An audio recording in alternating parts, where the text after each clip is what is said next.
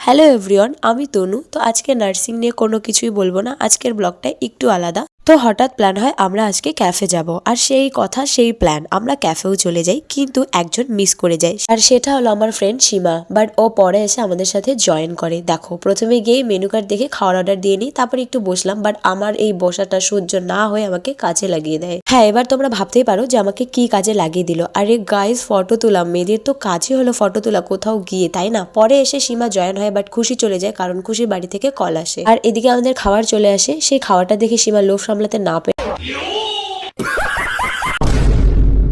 मतलब वो अलग ही लेवल का बंदा था।